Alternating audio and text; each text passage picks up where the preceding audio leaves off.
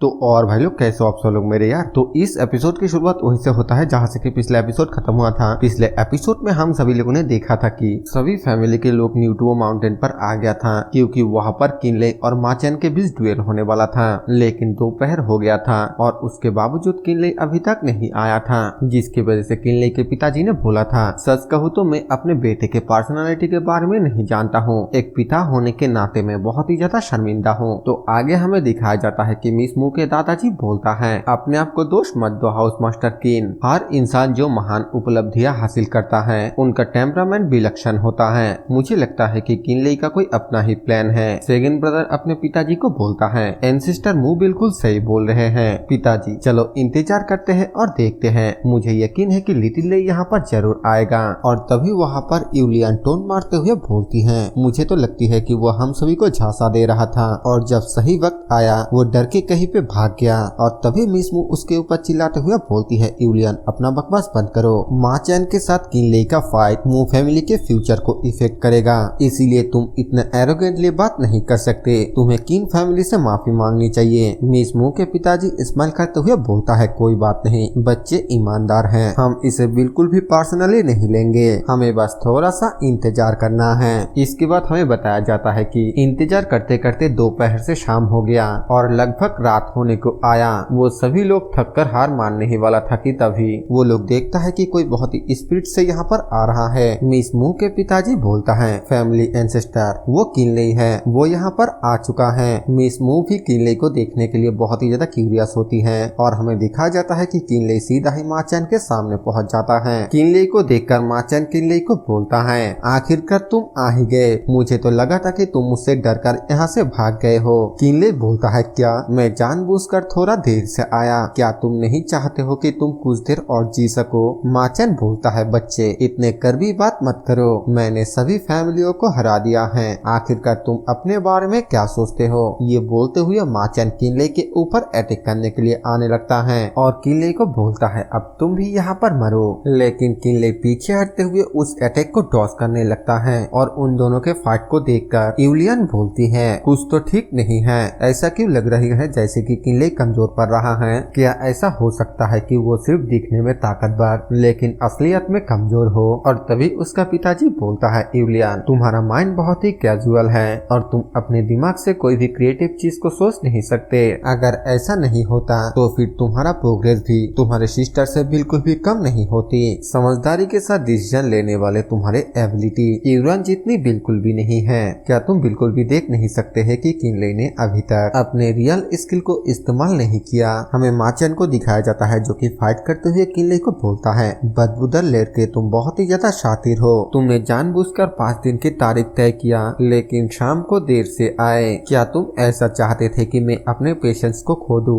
और कोई गलती करूं। ये बोलते हुए वो किनले के ऊपर एक बहुत ही पावरफुल अटैक कर देता है, लेकिन किनले उस जगह से जाम करके दूसरे जगह पे जाने के बाद बोलता है, क्या तुम्हें अभी पता चला अर्थ इमोर्टल भी एक इंसान है और अगर मैं देर से आता हूँ तो फिर जरूर से तुम्हारे दिमाग में इसका इफेक्ट पड़ेगा और ये इफेक्ट 2 मास्टरों के लड़ाई के बीच में स्पेल और तिलिस्मान से कई गुना ज्यादा है। कभी कभी स्पेल से ज्यादा ताकतवर दिमाग होता है। पता नहीं आखिरकार तुम विशुई गैंग के इंचार्ज कैसे बन गए, क्या तुम्हें इतनी सी बात भी नहीं समझ में आता है। माचन बहुत ही ज्यादा गुस्से से बोलता है, कमीने तुम मौत को दावत दे रहे हो। यह बोलते हुए वो किसी स्पेल को इस्तेमाल करने लगता है जिसके वजह से उसके बॉडी में बहुत ही पावरफुल आर्मर आ जाता है, जिसे देखकर किनले भी काफी ज्यादा हैरान हो जाता है। माचन किनले को आगे बोलता है, तुम मेरे इस ओवरलोड आर्मर के पावर का अंदाजा भी नहीं लगा सकते हो। भले ही तुम्हारे पास आसमान और पृथ्वी के आर पार देखने की ताकत हो, उसके बावजूद तुम मेरी एक बाल को भी बाका नहीं कर पाओगे।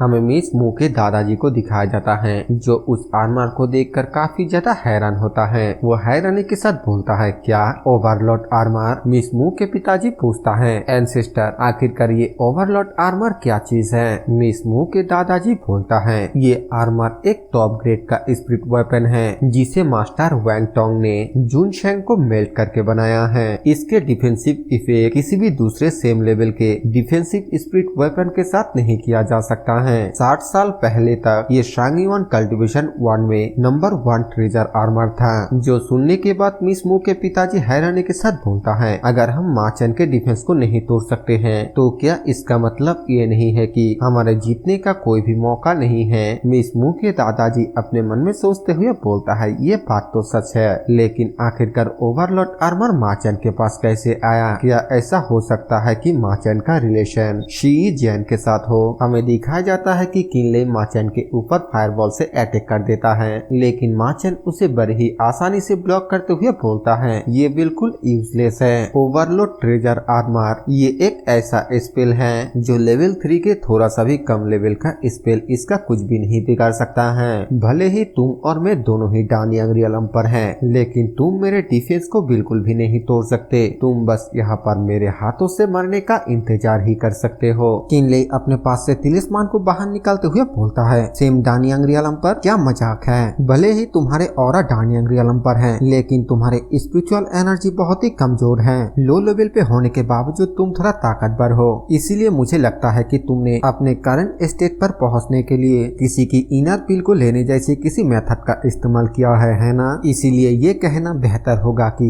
ये एक फेक डानियांग रियलम है। ये सुनकर माचन बहुत ही ज्यादा हैरान हो जाता है और फिर किनले के ऊपर अटैक करने के लिए जाते हुए बोलता है, तो फिर तुम इसे खुद देख सकते हो। किनले उस अटैक को ब्लॉक करने के लिए तुरंत ही अपने ब्लैक स्केल शील्ड को बाहर निकाल लेता है और जब माचन का अटैक किनले के शील्ड के साथ टकराता है तब वहाँ पर एक बहुत ही जोरदार धमाका होता है। दूसरी तरफ किनले के बातों को सुनने के बाद मिस मू के पिताजी मिस मू को बोलता है, यूरान क्या तुम्हें याद है कि मैंने एक बार तुम्हें बताया था फाइनल बैटल के दौरान माचन अचानक डानियांग रियलम पर ब्रेक थ्रू कर लिया था, जिसके वजह से मेरे मू फैमिली अलायंस पूरी तरीके से बर्बाद हो गया था। अब ऐसा लग रहा है कि माचन डानियांग रियलम पर ब्रेक थ्रू करने के लिए किसी न किसी चीज का इस्तेमाल किया था। मिस मू बोलती है, हाँ, लेकिन अगर किनले एक रियल डानियांग रियलम का कल्टिवेटर है तो फिर उसका इस तरीके से कमजोर दिखाना सही नहीं है। क्या ऐसा हो सकता है कि वो कुछ और प्लान कर रहा हो? और तभी हमें दिखाया जाता है कि सामने से वहाँ पर तीनों ब्लैक मार्केट एलायंस के एल्डर भागते हुए आने लगता है और वो तीनों आने के बाद पिछली बार सन कियान को हराने के लिए मिस मू का शुक्रिया कहता है। मिस मू उन तीनों को यहाँ पर देखकर उन तीनों से पूछती है, आप लोगों को तो यहाँ पर बैटल को देखने के लिए आने की कोई भी जरूरत नहीं था, है ना?